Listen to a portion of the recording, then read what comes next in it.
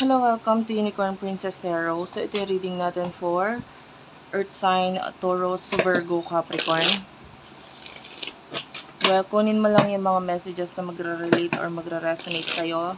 Of course, hindi ito makaka-relate or makaka-resonate sa lahat. Pero kung hindi makarelate or makaresonate sa'yo, huwag pilitin, okay? And feel free to like and comment itong pinaka-video na ito. Especially guys, yung comments, kasi sobrang na-appreciate ko yun. Kahit po heart-heart lang, smileys, malaking bagay yun sa akin. Kung hindi ka pa nakasubscribe, pasubscribe na lang po, kahit ng notification bell. And if you want to book a personal reading, doon na lang po sa TikTok shop ko. Meron pang mga available doon, yung crystal bracelet, na may kasama siyang tarot, astrological, or palm reading. Mamimili ka doon sa tatlo kung ano yung gusto mong i-reading ko sa'yo. Okay, what do we have here for the sign of Earth sign, please? Earth sign. Okay, do have here the Three of Cups, followed by the Four of Cups. Okay, Earth sign. Bottom of the deck is the Seven of Blades. Yung iba pwedeng may galit, ganun, or may inis. Kasi maybe there's someone in your mind right now. I don't know if this is a friend. Kasi with the Three of Cups, it could be a friend, acquaintance, or pwede rin namang someone in the past na pwedeng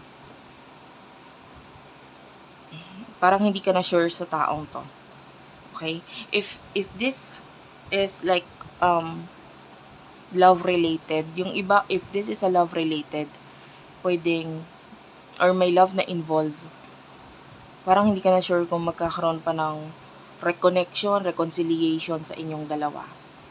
So, with the Seven of Blades, it's like, pinipilit mo na yung sarili mo na parang mag-move on or lumayo or umiwas. Or wag mo nang isipin tong taong to, parang ganun. Kasi nga parang hindi ka na sure eh. But alam mo sa sarili mo na mahal mo siya. Yung iba naman sa inyo, kung hindi naman love related, I mean, there's a person in your mind right now na parang pwedeng minsan mo nang pinakitaan ng friendly energy, minsan mo nang pinakitaan ng parang concern dito sa taong to, and maybe pinahalagaan mo siya, but maybe may mga ginawa siya na hindi mo nagustuhan, na naging dahilan para sa'yo na parang umiwas na lang, lumayo na lang, ganun. And then, with the Three of Cups, okay, this is your friend, or maybe nandun pa rin naman yung friendly energy, pero hindi ka na para maging katulad pa ng dati sa kanya. Okay? Para dun sa ibang, kasi yung iba, you could be, dealing with both. Pwedeng pareho na itong energy na ito nakaka-relate ka, or doon lang sa isa doon. Okay? So, of course, this is general reading at hindi naman one-on-one or personal reading. So, sino ba tong person na kakonect mo pagdating sa love? Sino tong person na kakonect mo pagdating sa love? Spirit guides, angel guides for the sign of Earth sign. Person na kakonect mo pagdating sa love.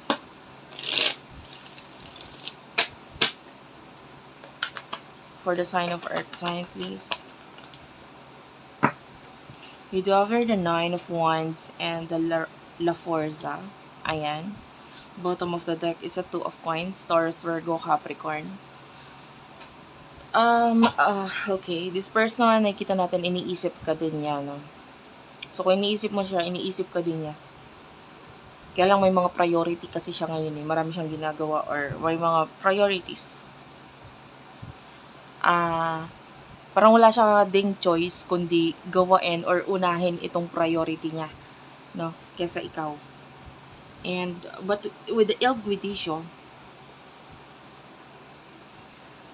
nakikita natin na itong person na ito might be, may mga bagay siyang na-discover. Like, this is some kind of learning, no? And maybe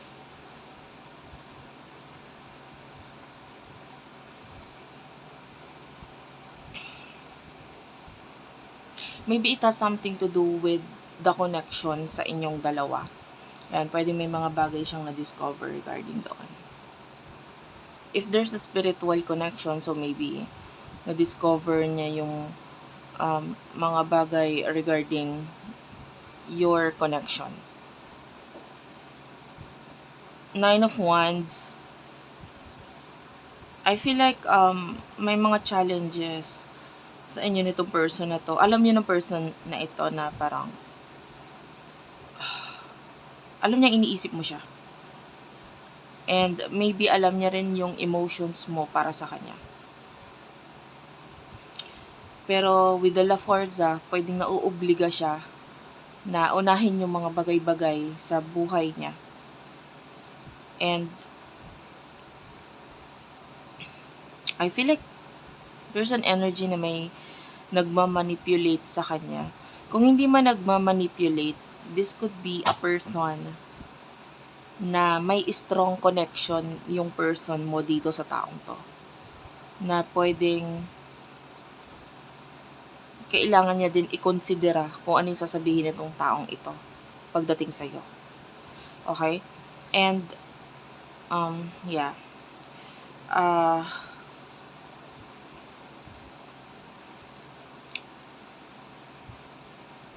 Pero may mga bagay din siyang some of you pwede kasing may magalit, and so kaya pwedeng laylo lang siya or pinapakalma niya yung taong yon kasi pwedeng magalit, etc. So tinatry niya yung best niya na wag kang mapansin nitong taong ito or maybe yung connection ninyo. And you could be dealing with someone na I'm feeling like maybe you are best friend in the past, so pwedeng may kung hindi man this life, maybe in your past life. So ano yung emotion niyo sa isa't isa? I want to know your emotions for the sign of earth sign, please. Taurus, Virgo, Capricorn.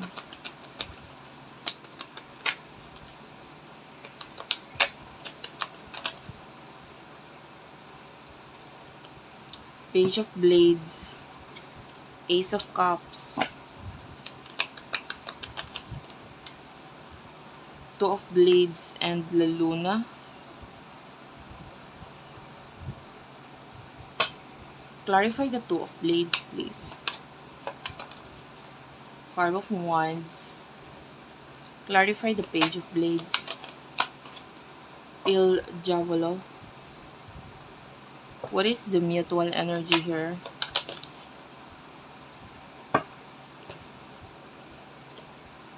La Stella. So, sa nakikita natin dito, mahal mo tong taong to lalo na with the Ace of Cups. The Ace of Cups is about love, Kaya lang, I don't know if you are thinking about this Il Diavolo energy na parang mali. Lalo na kung may children or child na involved dito. The Page of Blades is showing as a child. So, pwedeng may mali or hindi pwede. Or pwedeng, yung iba sa inyo, pwedeng minahal mo siya noon pa. No? Maybe kahit nung kabataan ninyo. Kasi nga, I told you, pwedeng this could be a childhood sweetheart or someone in the past. So, pwedeng noon pa mahal mo na siya. Etong person na ito, with the Two of Blades, pwedeng nagkaroon siya ng pagdedesisyon about paglayo or pag-iwas sa'yo. With the La Luna. Kasi naging intense talaga din yung connection ninyo. And pwedeng naiinis siya. No? Sa ngayon, dahil sa mga desisyon na ginawa mo maybe in the past, na naging dahilan kung bakit naging mahirap yun sa inyo ngayon. And I feel like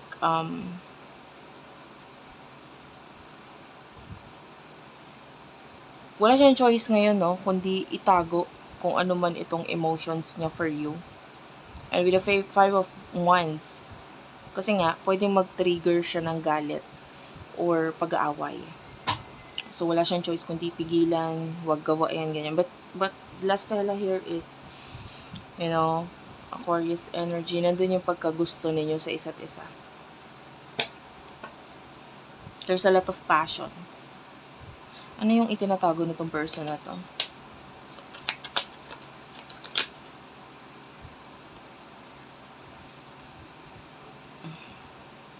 Hindi ko to kukunin, but I'll get this as like additional message.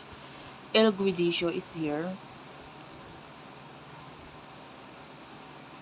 So, pwedeng, ang tinatago niya is regarding sa connection niya na pwedeng, alam niya na yung connection na meron kayo, maybe soulmate, twin flame, whatever. And, importante ka sa kanya,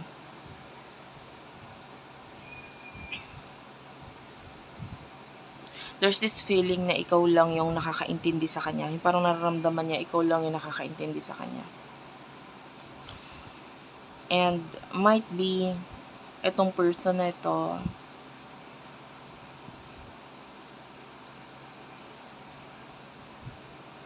pwedeng masaya siya para sa'yo, or gusto niya maging masaya kasama ka. Like, there's something here na, pwedeng gusto niyang mangyari sa inyong dalawa. Honestly, naka-move on na din naman siya sa connection. And parang yung iba nga kasi wala siyang choice kundi mag-move on. So, what will happen in the future sa inyong dalawa?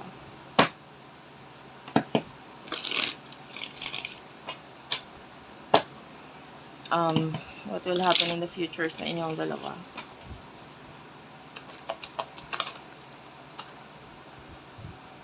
King of Coins is here. 10 of Coins. Queen of Blades. Okay. 7 of Blades. 6 of Wands. And then one more card. You do have here the 7 of Cups. Mutual energy. Kunin natin yung mutual energy dito. Okay, the mutual energy here is the Queen of Coins.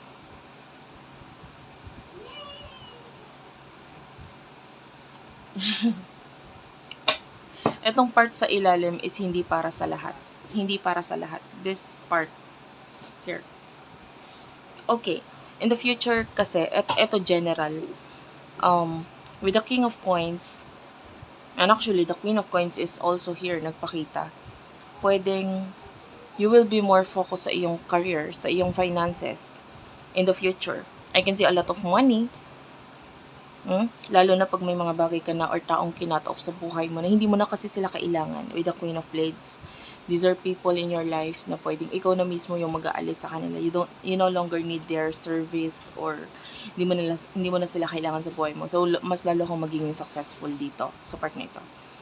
And with regards to your person, for this person, nakikita natin yung pag-iisip at pag-daydream pa rin itong person nito in the future. And with the 6 of Wands might be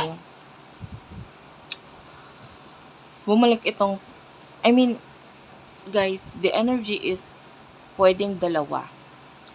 Remember like what I've told you about these people na pwedeng hindi ka na sure sa kanila. So, yung mga taong yun, pwedeng bumalik sa buhay mo because yun yung 7 of Blades, nahirapan sila. Parang na-realize nila, noon pa lang umalis ako, lalo ako nahirapan, ganito, ganyan. Like, they would realize your halaga. Diba? Marirealize nila yung halaga mo and they would, feel the energy of ang hirap pala pag wala ka, etc. Or with the 7 of Blades, pwedeng hindi ko pala kaya, ganun. So, these people are coming back in the future, lalo na that you are already the Queen of Blades, na na-realize mo na rin kung ano sila, na parang okay lang pala na umalis sila sa buhay mo, ganyan, or mawala sila. So, marirealize nila lahat yun pag nawala na sila sa buhay mo, no? And, kailangan talaga yun, katulad sa isang relationship or sa isang pagmamahal, diba? Malalaman mong mahal mo yung isang tao or mahalaga yung isang tao talaga para sa'yo pag nawala na siya. Diba? marirealize mo na para sa'yo talaga pag nawala na sila tapos bumalik, di ba? Parang ganun. But anyway, ito yung ipaparealize ng universe in the future sa kanila. Like, it's their lessons. It's not yours. Kasi ikaw dito, maybe ikaw, nasa iyo yung understanding, pag-intindi, pagmamahal, etc. Tapos itong mga taong to, they feel like, ginagamit mo sila ganon or what. But, soon enough, they would realize na hindi naman pala ganon.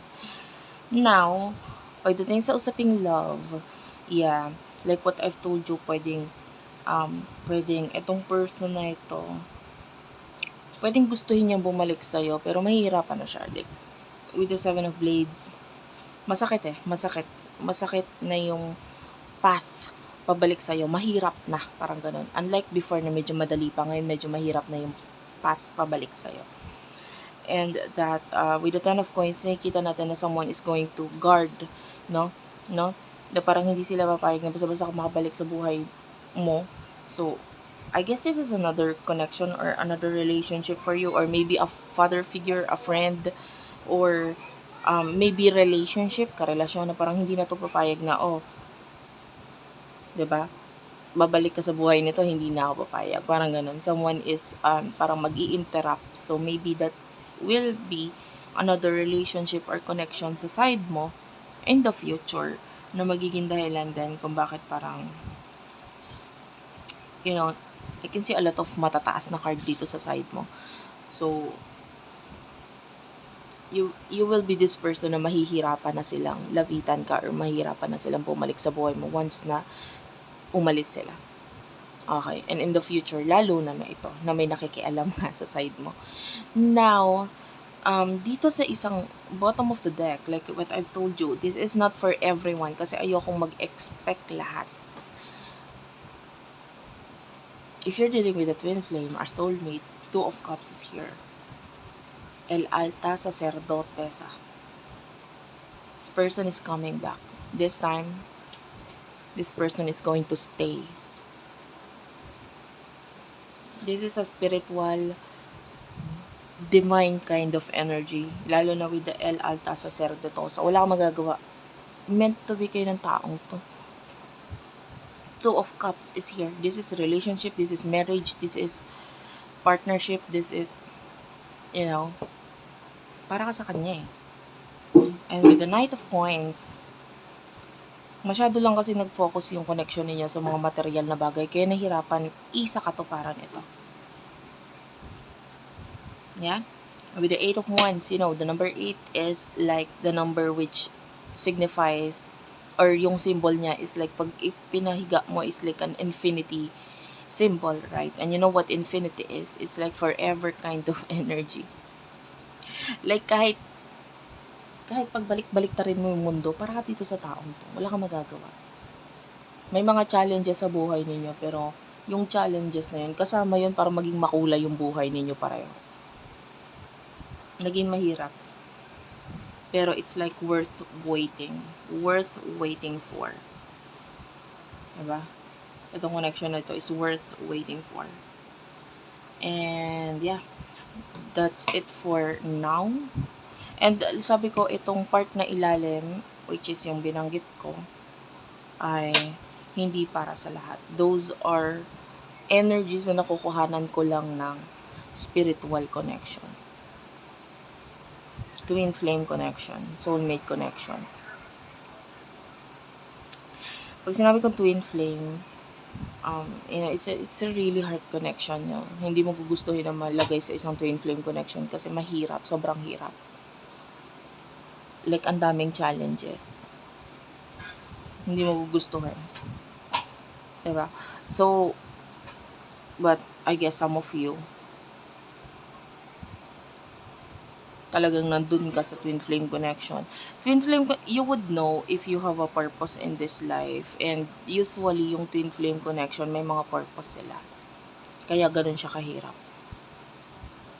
Okay, so thank you for watching. I love you all and bye-bye.